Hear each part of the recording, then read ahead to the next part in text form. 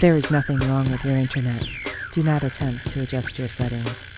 We are controlling the podcast. We control the squealing and the screams. We can make your heart flutter, your eyes blur from tears, or sharpen your mind to crystal clarity. For the next hour, sit back. We are in control of what you hear. We repeat, there is nothing wrong with your settings.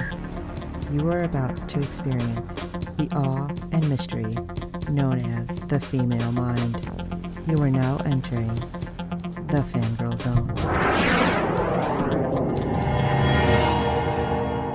Welcome to Sci-Fi Talk on the Fangirl Zone, a podcast where we discuss shows on the Sci-Fi Channel. I'm Steve. And I'm Sean Fangirl S, and today we'll be discussing episode 6 of season 1, fingers crossed, of SurrealEstate. Yay! Wow, what an episode. This was so weird and cool, and it was like, wait, what? I don't know if that was all Melanie Scarfano's doing as director or if it was just written that way, but I did see one little mess up. Uh-oh. Okay, well, we'll get to that. Yes. But we kind of sort of have news. We have a release date-ish on Chucky, which is a new series coming out for Sci-Fi. Steve, I forgot the date. Was it October 16th? I believe so. So, if you're a fan of the Chucky's movies, I think you'll like this. We don't know what to expect this one. No. So, we are planning to record because a long-lost voice of the past is coming back to join us. I'm not sure how much she's been on with the Fangirl Zone with us. She helps us at cons, but You may or may not remember Ashley, probably from our previous adventures. Yes. She will be joining us to talk about Chucky, and she is super excited. So I hope you join us, and we all check out at least a couple episodes and see what this one plays out like. And if there's anything else, because there's a couple new things coming to Sci-Fi that we're kind of excited about. Yes. There's a zombie-looking thing coming, and I'm all about zombies. So if there's anything else, anything else that you guys see. Well, I wonder if they're going to drop that in conjunction with Day of the Dead, November 1st. That would be so perfect. Yes. I hope somebody at Sci-Fi is listening. All right, so let's jump into this one. Like you said, another episode directed by Miss Melanie Scarfano. Yep. The one, the only Winona. Yep. Her second and final directing episode of the season. Hopefully we get a season 2. We'll get a couple more episodes directed by her. Well, I have a little something that may or may not be a reason why she's not directing anymore right now. Okay. There has been whispers on the Erper front that there are people who are building sets for a season 5. Ooh. So that may be why Melanie is not doing more directing here. We don't know. Right. Now, we, of course, don't know for sure if it's Winona coming back, but there are whispers on the wind. So if you're a fan of Melanie and Tim, we'll see what's going to happen. Yeah, keep them fingers crossed. All right, but let's jump into this because Tim is awesome in this. Yes, he is. Roman 6. The Robin agency steps in when the visitors to a competitor's open house are murdered one by one. Yeah, that sounds like they're knocking off competitors' people. Yeah, Like, that's no. not good. No. So we open on 35 Dogwood Avenue, a Rita Weiss property. Ooh, this could get good. Right? AKA the Owen House. You know, it kind of freaked me out when it said Dogwood Avenue because I actually lived on Dogwood Trail. Yeah. And I'm like, wait a second. It was haunted. And there was a Dogwood Avenue, like the next block. Right. So I'm like, oh, that's kind of creepy. Just a little. So Rita's assistant, Gabriel, leaves the house while on the phone with his wife. He pulls the open sign out of the ground, almost jamming it into his face, then turns and runs into something that causes him to drop the sign and his phone, which lands on top of the sign, and we see blood dripping onto Rita's face. And the camera pulls back, and we see that a tree branch has gone through his eye. I do. Okay, first of all, Yeah. but besides that, I don't understand how it could have gone through his eye. I mean, you poke yourself, whatever, you stop. Wouldn't it have to be moving and him moving fast? And you would think, yeah. I can't see the science of it. Right, yeah. And he This couldn't one was see it at all. definitely a little iffy as far as the science goes, that's for sure. Like the other ones that happened, I get it. But that one was kind of like, Yeah, because he was standing there, he pulled the sign up, and then he turns. Now, unless he's the Flash, right? he wouldn't be able to get enough speed to force that branch into his eyes and into his brain. Yeah, that's exactly. It's like, wait, that's just, I didn't Not get it. possible. Unless that tree was... It's like the poltergeist tree? Yes, forcing it into his eye. Which that still freaks me out to this day. Yes. So we cut to a woman sitting in a chair, crocheting and listening to a radio talk show as the kettle on the stove whistles. She gets up, pours herself a cup, starts back to her chair, but trips and falls into the chair where one of the crochet needles goes into her eye. Now that I can see happening, and that knitting needle thing, see, that's why crocheting isn't as bad. Right. It's got the little hook. The Yes. knitting needles are dangerous. No. And we hear her laughing on the radio. That's not good. No, that was so creepy. Yes, it was. It's like, all right, the timing is just too weird. Yes. Then we cut to two guys in a yard shooting arrows. As one guy gets his into the yellow and tells his friend to beat that. Well, his friend asks him to pass him another, which he does, and the guy catches it just before it goes into his eye. And I say, what's going on here? Yeah, who does that? What is wrong with you? Yeah. And he just underhand tossed it. It's not like he threw it like a baseball or anything. It sure ended up acting that way. I know. So as they count down to shoot together, the first guy sneezes as they shoot, and his arrow flies high over the trees. Well, I couldn't... Okay. Yeah. Yeah, seeing that the target was probably a good 20 feet in front of the trees. And it soars over the trees and into a parking lot. And we see a lady taking her shopping cart to the car to load up her groceries and go home. And at about the last second, you see her kind of look up and thwack. And this, friends, is why they outlawed lawn darts. Yes.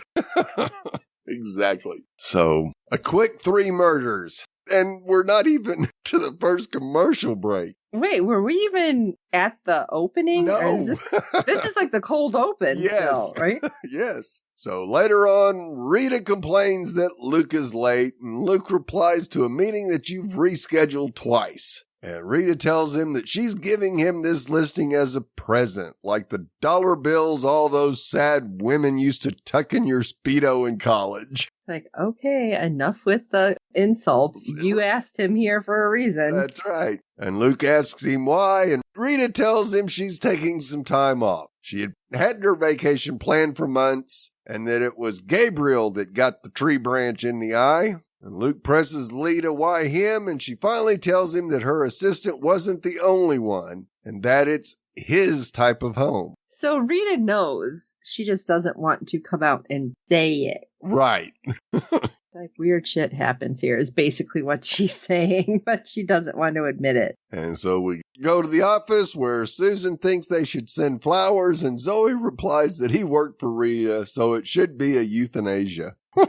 And Phil gives the group the history of the house, starting with the previous owner, Catherine Owens, who was arrested for murdering her tenant about a year ago. Yeah, that just sounds great. It's one of those murder mysteries. It's not so much a mystery. Right. And Catherine was agoraphobic and stayed inside all the time playing her cello. Well, maybe not all the time. Luke wants Augie to set up the measuring devices outside the home, as he had a real stay-out vibe, and for Phil to check for other mysterious deaths. Luke tells them that he will catch up after his meeting, but Susan stops him and informs that she's gotten a call from Edwin Calabasas, who owns one of those big homes on University Row and wants them to sell it. Well, nice that they have an easy peasy one there, supposedly. Yeah. But I love when Luke's telling them, yeah, I got to stay out vibe, because Augie's like, it'll be fine. I can go in. It's like, no. No. Maybe just no. So I felt better when nothing happened to Augie. I was worried at this episode. So we find out that Luke's meeting is lunch with Megan as they are sitting outside on a dock as Megan explains that her father and Trinidad made the best pilau, which she fell in love with, and that's what they're eating, even though it's not as good, but it's the best I want to know what it is. Yeah. Like, I'm like, because she said it was from Trinidad, yeah. Trinidad, thank you. So I'm like, what is that? I want to know. I want to say it's like barbecue chicken-ish, if I remember when I looked it up. I'm looking it up right now. Yeah, it's like a chicken and rice dish, it looks like. Yeah, absolutely. But yeah, it looks really good. Father marinated it all day and put all the right spices in it. And then Megan apologizes to Luke for bringing up how happy her family was.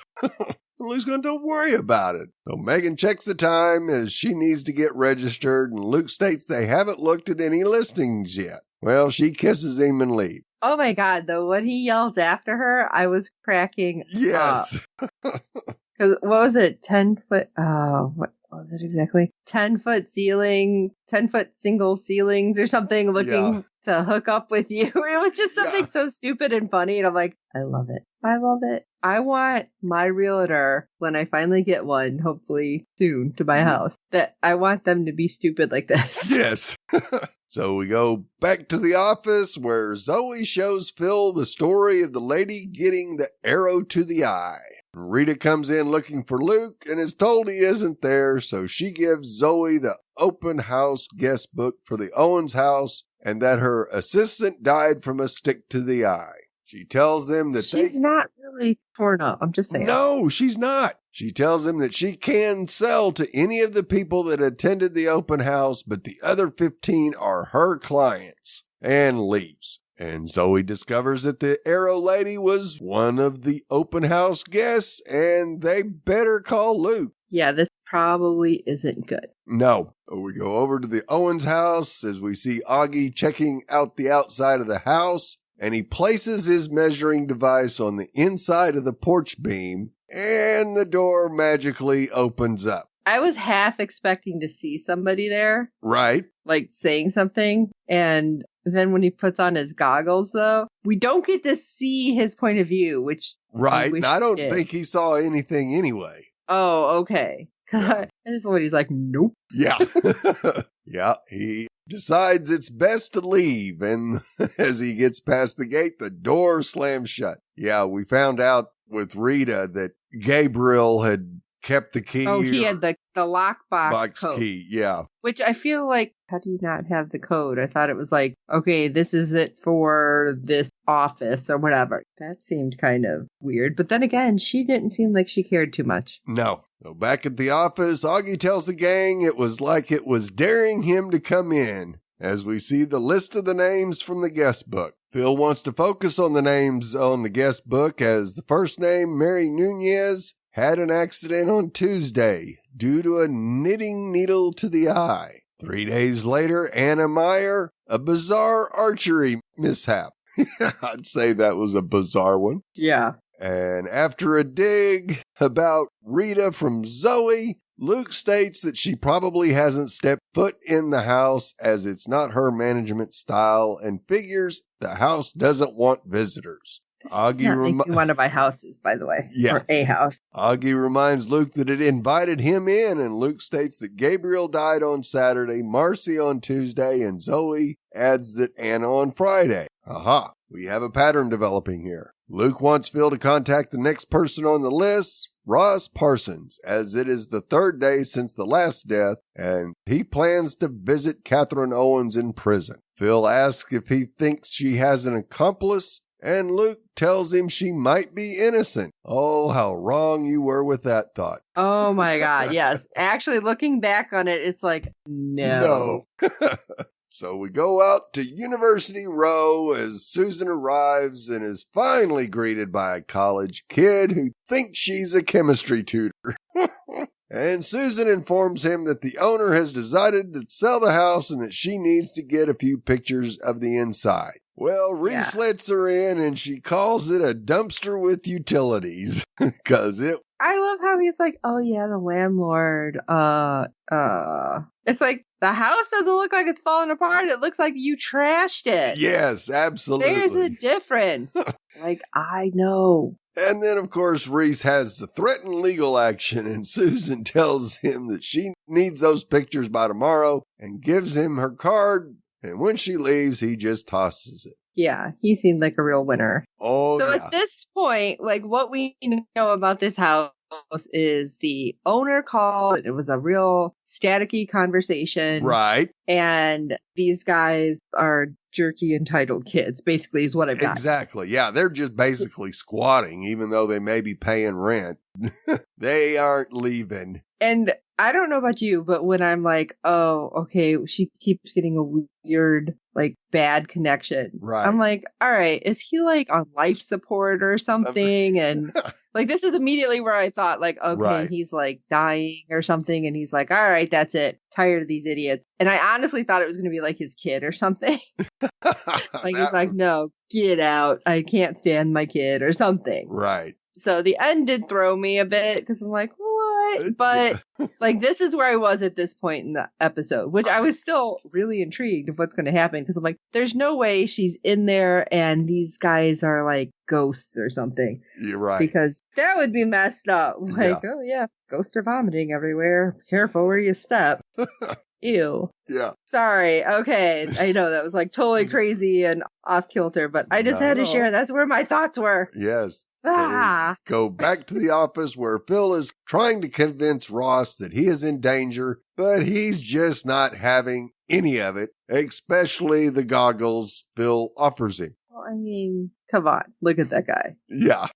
Did you really think, based on what you were telling him, that it was going to fly? Right. I mean, if some rando just called me up and it's like, oh, what is it? Somebody else is trying to outbid me, or that's what I'd probably be thinking. Right. So we go to the prison where Catherine is led into the visiting area and Luke introduces himself as the real estate guy. Well, she thought he was a writer wanting to make her story into a movie, but is disappointed that he's only a commission-craving house hooker. I almost died when she called him that. I was like, wow, he's a vulture, he's a house hooker. What the hell else? And as they sit down, she starts banging her middle finger on the desk, and she asks, how's her house? Luke tells her it's fine, as he was there just the other day, but she knows he didn't go inside. Luke tells her that they may be able to help prove her innocence. Not this creepy old lady, please don't.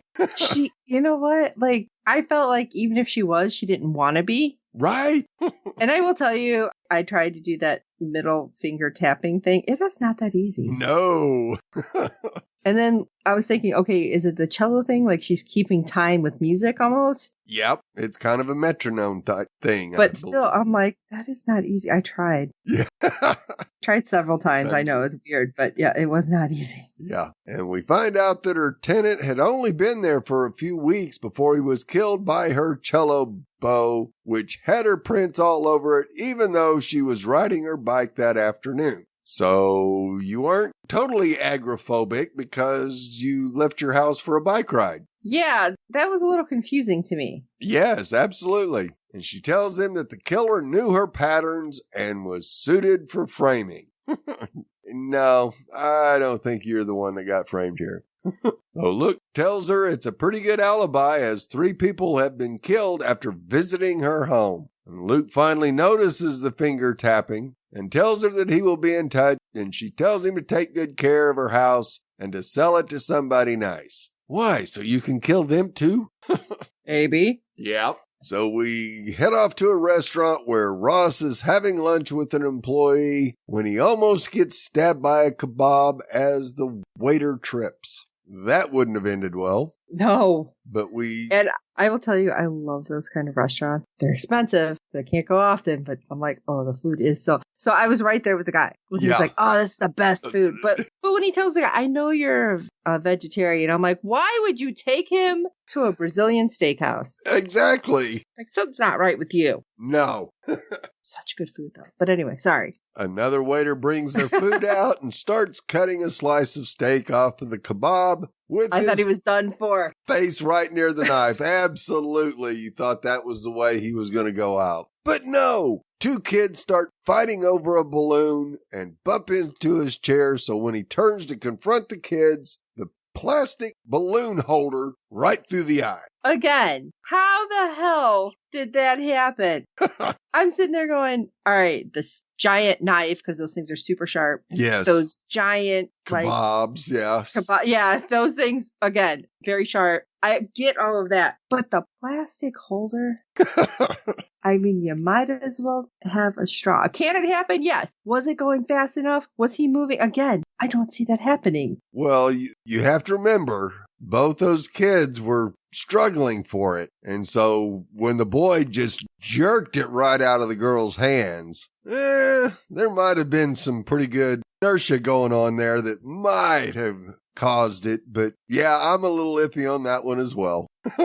Yeah. So back at the office, the gang is all together as Phil regrets not scaring Ross more, and both Zoe and Augie tell him he did what he could. Luke tells him that he was pretty sure the house was the problem until he looked into Catherine's eyes. Augie shows that the PKT readings show spikes during the time the murders took place. Gang start spitballing possibilities of what this ghoul could be and start throwing out names left and right. This was so weird. Yes, which at least allows Susan a chance to ask, what the hell is that? Yeah, because I'm trying to keep up and I'm like, what? Huh? Yeah. I was trying to guess what some of them could be and I'm like, I got nothing. No idea. Yeah. And they agree that it must be a watchmaker, which came over with the flood of German immigration in the mid-1800s. And basically, it's a very methodical demon that does very bad things in the same way in a very precise order. Luke wants to warn everyone on the list that it's a life or death situation, and Phil states that's going to be a problem as the next name on the list is unreadable. Oh my God, that was so bad. Yes.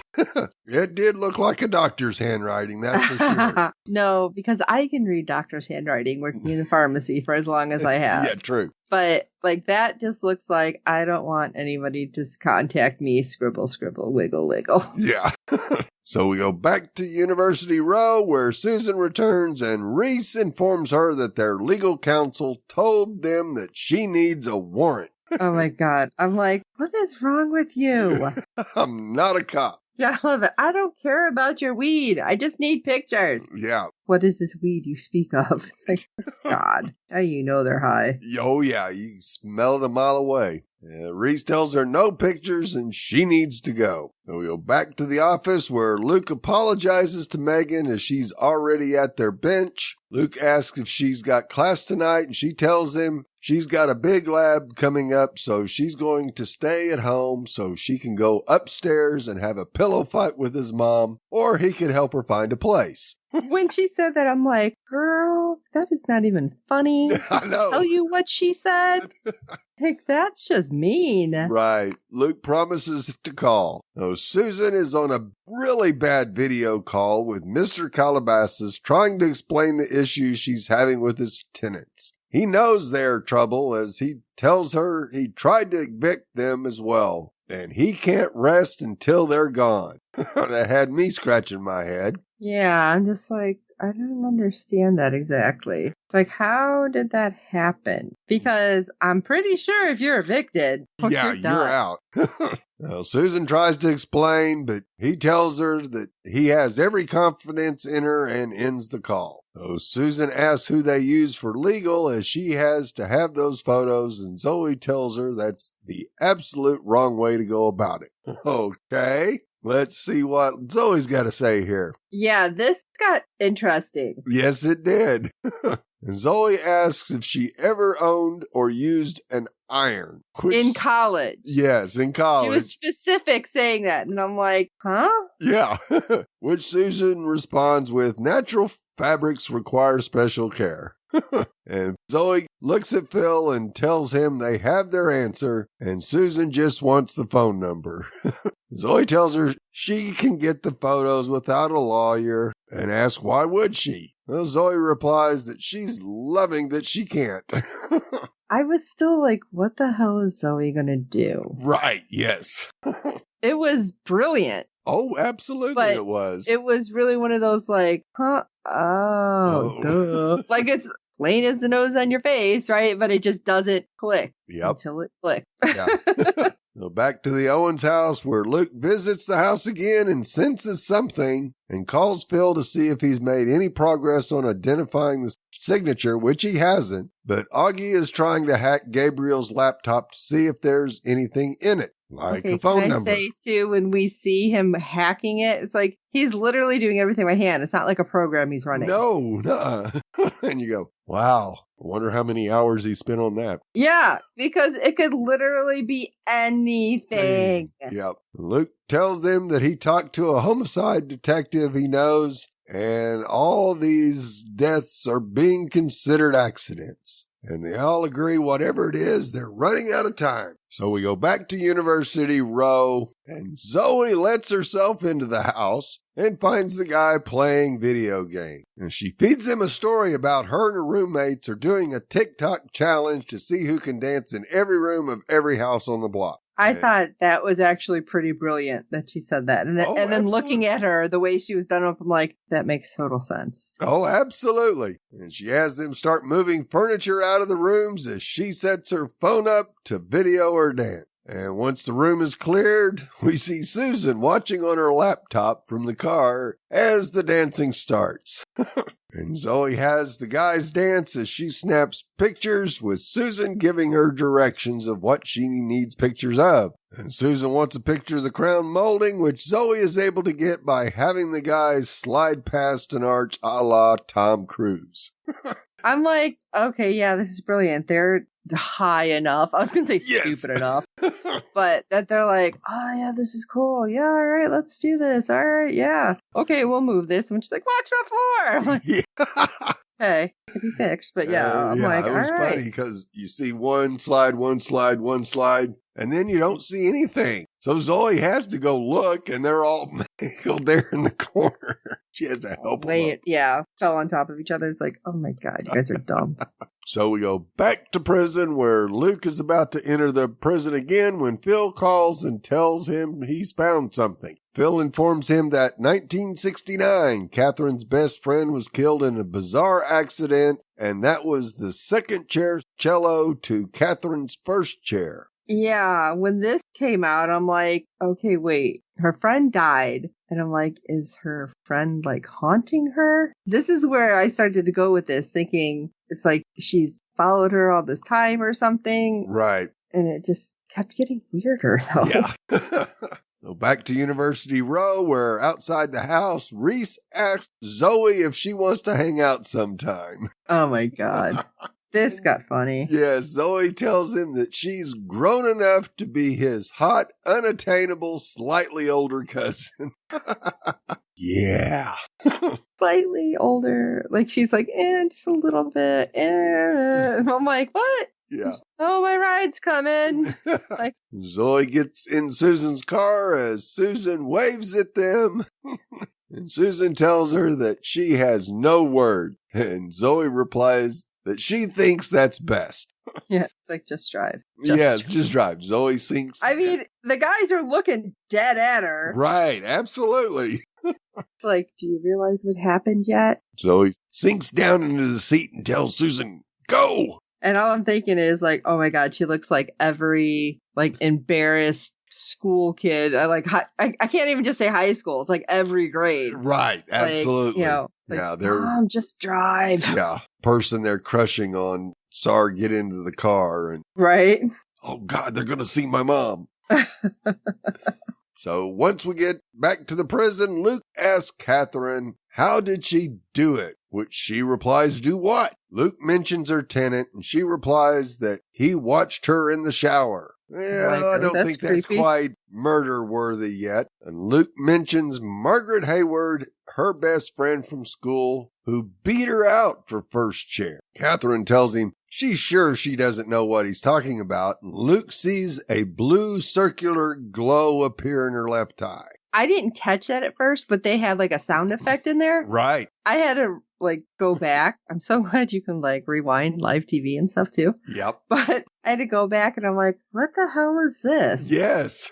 And then mechanical. it's like, oh, then I'm really, I was like, what the hell? Is some kind of robot? Yeah, exactly. Because like you said, mechanical, because it just like, this is weird. I don't get it. Yep. Catherine gets up and tells him they should talk tomorrow, as there will be plenty to talk about then. Oh, I wasn't feeling good about that. No, not at all. So back at the office, Susan is going through the pictures off of Zoe's phone, deleting the ones she doesn't need. She posts them to the listing and then calls Mr. Calabasas and informs him that the listing is now live, and he tells her to contact his attorney when an offer has been made. Yeah, she seemed a little disappointed, though. Yes. Like, I won't be dealing with you anymore? No. As his phone starts breaking up, he thanks her as he can finally move on. And right then, I'm like, no. Yeah.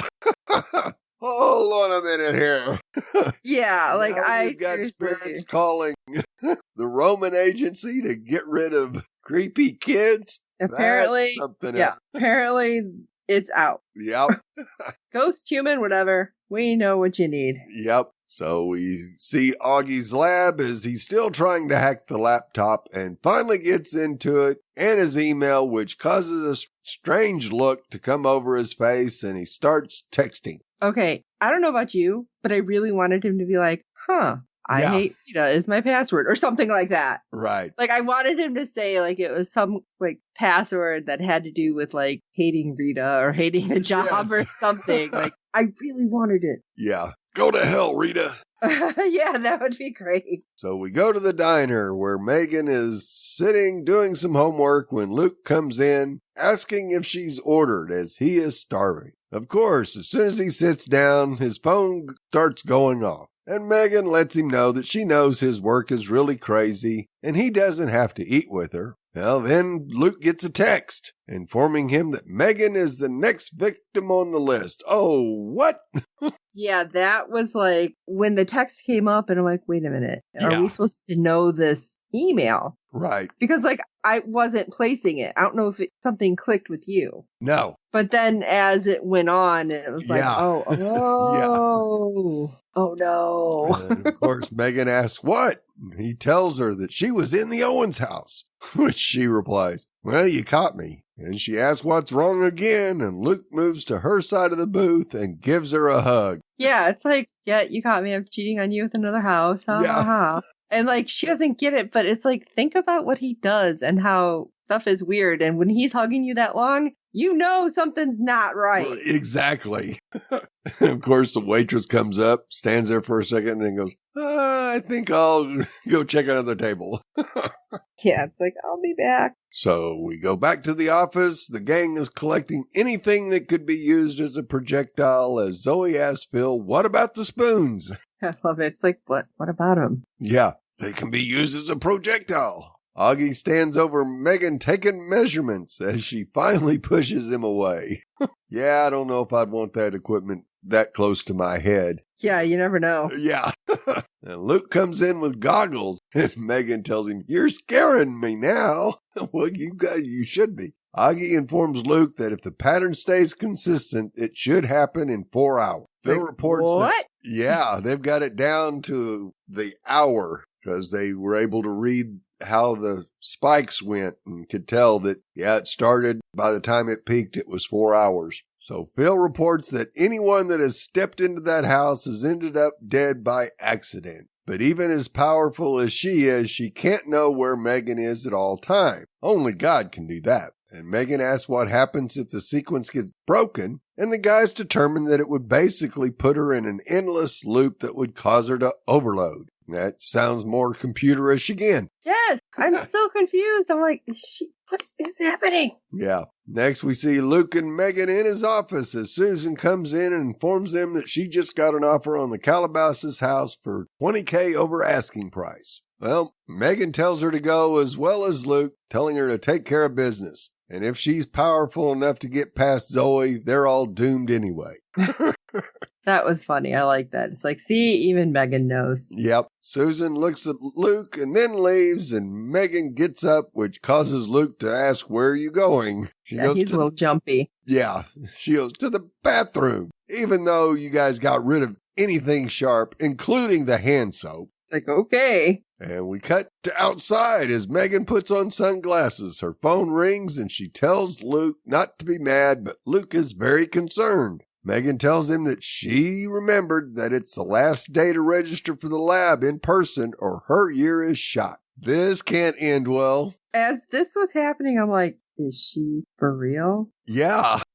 What? No. What's going on? I know. Come on. As she gets across the street and onto the sidewalk, a jogger in a white hoodie passes her as she's still on the phone with Luke. On her left is under construction as we see people with some piping and some very large steel rods heading towards Megan. And again, I'm like, why are you over there? Right. The jogger avoids the construction worker with the pipe, which Megan barely avoids. Another worker drops a large container onto the sidewalk as Megan regains her composure. And then we see several nails on the sidewalk in Megan's path, who trips on the nails, falls face first into the container. The jogger rolls Megan over only to see a steel rod through her sunglasses with blood everywhere. I was like, oh my God. Yes. What just happened? Now, first I'm thinking, how did she trip on a nail? I can see it going into her foot, but like, how did she trip on it? Well, I think she just caught it where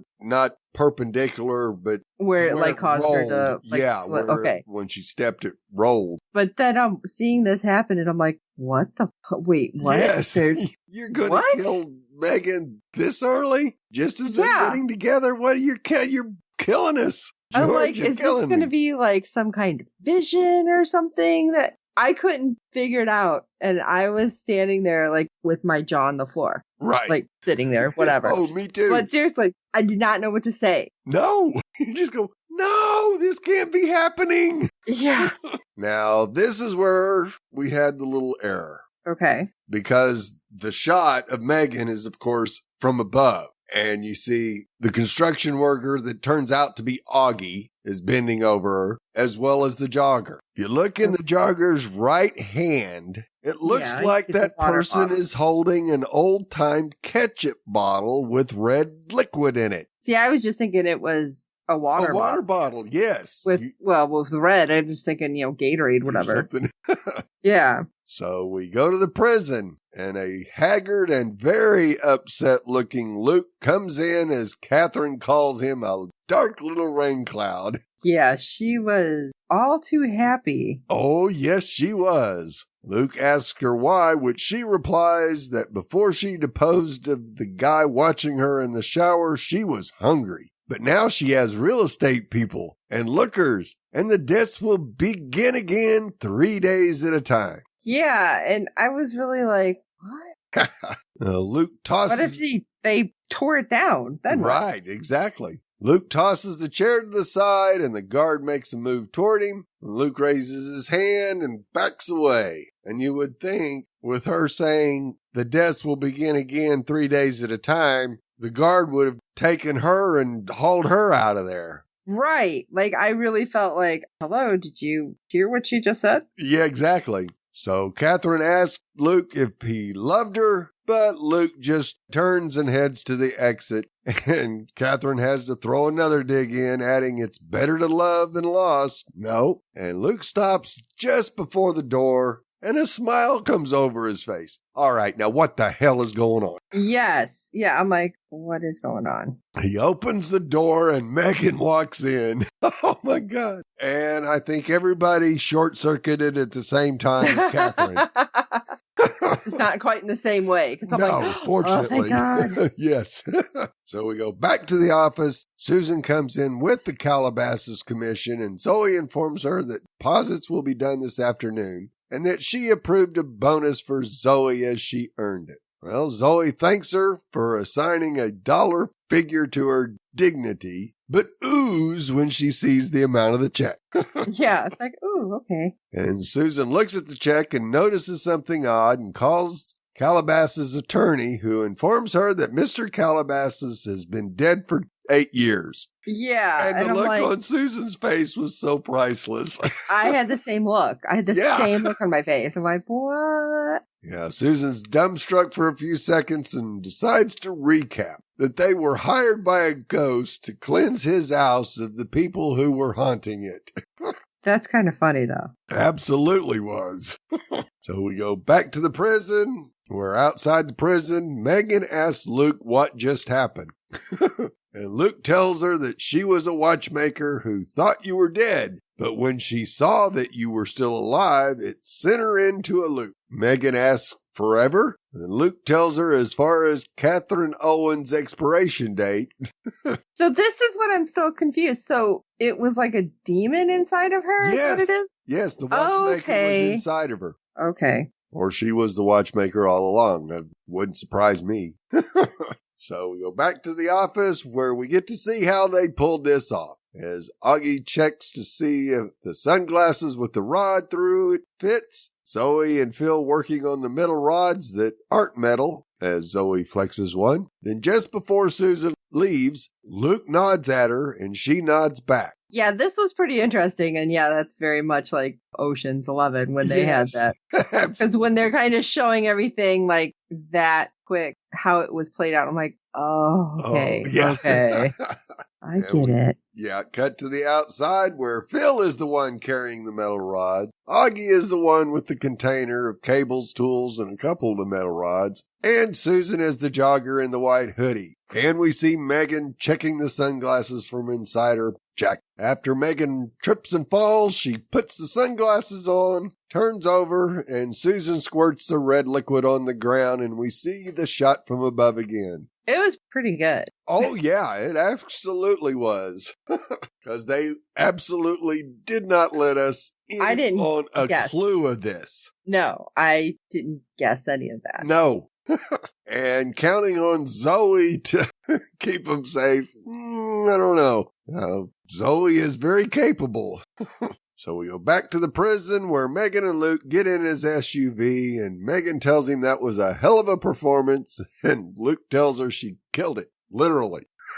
Megan asks, so what now? And Luke tells her they need to find her a proper home. One without devil dogs, aggressive fireplaces, strange noises, and no members of his immediate family. And Megan tells him it sounds dreamy and asks if she could have a whirlpool tub. Luke goes, geez, clients, man. And they both laugh. Okay, and then in this moment, too, I'm like, okay, you're supposed to be at a prison visiting. Why are you parked on, like, the side of the road? Exactly. At least fake it, make it look like a crappy little parking lot or something. But I'm like, what? Yeah. But I thought it was cute how it came together at the end and how we got to see everything. I did like all that. Oh, yeah. Wow. So this one, it really went around in circles for me. Oh, yeah. I loved how it happened. We got a lot of different twists that I was not seeing. Calabasas being a ghost to get rid of. And not even a recently deceased ghost. I know. So, yeah, I was just like, oh my God, this one really threw me. I liked it, though. I really did like how it all came together. I was shocked through a lot of it, so I think it was pretty good. Yeah, it started out in the first 2 minutes with all this gory all the death through the eye. And yeah, it was crazy. Yeah. Loved it, though. Absolutely great episode. Oh my gosh. Okay, so after all of this, do we actually have any feedback to maybe ground us at all, Steve? We sure do. The one and only Jazz has provided us with her thoughts on this episode, so let's hear what she thinks. Hello, this is Jazz with a review of SurrealEstate Season 1, Episode 6. 3 days to have recuperation time before there is a feeding frenzy is definitely an unusual plot device. I had not heard of that in any of the stories that I've read or seen before, so props for that. The fact that you have the open house so that the entity can actually have a smorgasbord was also very novel. But I will say that the stuff through the eye was very gruesome, and I had tried to get a friend into the show without watching said episode first, which was a mistake, because we all went, ew, every time somebody got it in the eye.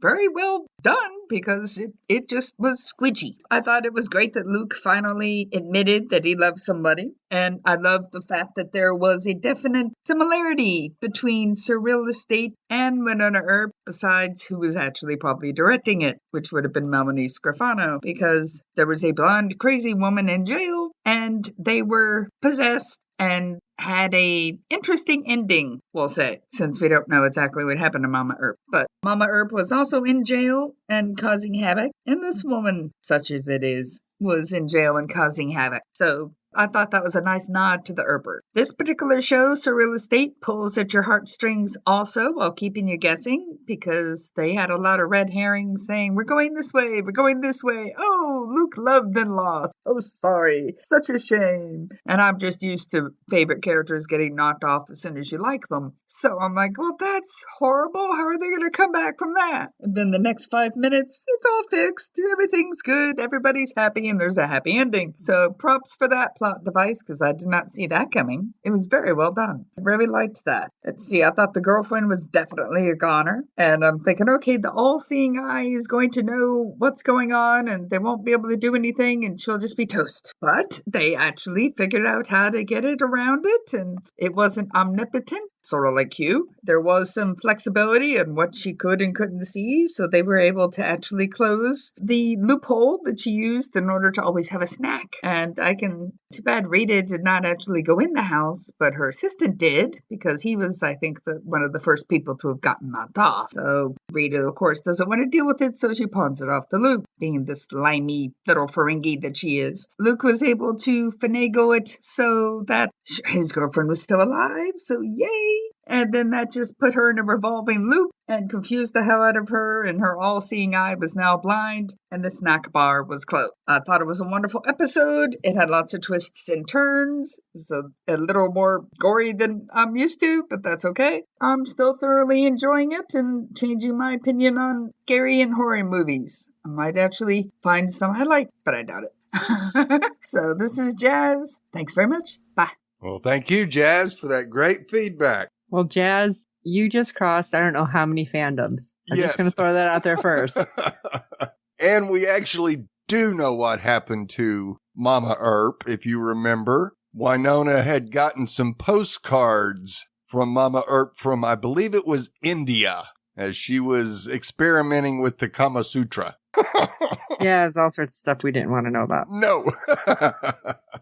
But yeah, I thought this was absolutely an amazing episode with great twists that you didn't see coming. I loved the whole thing with the eye, because I think we've talked before how I'm like, oh God, it creeps me out. So I love that it kept happening, though. Right. Yes, I'm kind of a weird person that way, in case you haven't figured it out. But horror is my genre, so this was like right up my alley. I loved it. And just, yeah, like I said, crossing all the fandoms. That's kind of funny. Hopefully there's more people here that get all of that than just Steve and I. Yes. I'm sure there is. Yeah, but the Ferengi Bee is definitely what we could call that clockmaker. But seriously, yeah, that is a whole new thing. Well, okay, now I'm thinking, because Candyman's coming out. I don't remember how often the attacks happen. So that might be something. And then what's the other one where they die? Like, where that narrows it down. I know, Sean. Right, sorry. yeah. Where they're escaping death, like they got out. Final Destination. Right. I can't remember what it is, but I don't think any of it was like a feeding frenzy, like you said, Jazz. So definitely interesting way to do it, to kind of like, oh, I need to rest and I need to do all of this before I can actually kill again without being the one there to kill. Kind of messed up. I did like how they kind of like short-circuited the brain, though. Oh, yeah, that was awesome. Especially seeing that we really thought Megan was gone. I totally did. I did not pick anything up until they went back through to show, like, okay, this is how it happened. Right. Because I was sitting there with my jaw on the floor. So I was probably with everybody else watching SurrealEstate, like, what? Yeah. Like, maybe if they had sold the house and then all of a sudden that happened, it would have been like, oh my God. Oh, okay. They're trying to like fill this plot point. It's like, that would have been horrible, but I like the way they did this. Yeah. Really did. Another fantastic job of directing by Melanie, of course. She's got quite a knack for this.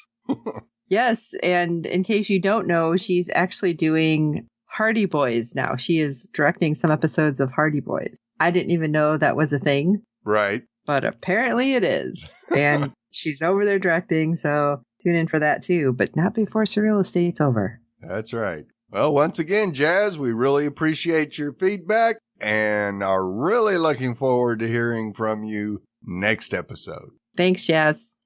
So, you know how we feel. We want to know how you feel. So shoot us an email at sci-fi-talk@fangirlzone.com. Let us know your thoughts on the episode, the season, the series, anything coming up on sci-fi that you want to talk about. Let us know all of it. And while you're at it, if you can rate and review us on iTunes and every other platform you find us on, because we're all over the place, because good ratings and reviews help other fans of the show find us. Tell your friends. We do hope you're enjoying our podcast and the show. I definitely think any of your friends who are into sci-fi-ish kind of horror will like this because it's funny and cute. And if you're looking to buy a house, maybe you want to watch and see some of the things that you want to ask questions about. Exactly. Has anybody been killed with an object through the eye? Maybe something like that. Yeah. But while you're at it and you're searching the interwebs, go ahead and check out fangirlzone.com. You can find our contacts page, which is the easiest way to find all the ways to get a hold of us, whether we're tweeting with you during the show or on Facebook. If you want to share some real estate tips, go ahead and shoot us an email. Mostly that would be for me because Steve is already way further in the process than me. Yeah. I hope you had everything checked and it's not a iffy kind of area, Steve, where you're getting that house. Yeah. We don't want to see you on the next episode. No. So for this episode of Surreal Estate on Sci-Fi Talk, I am Sean Fangirl. And I'm Steve. Oh, I don't think so. And until next time.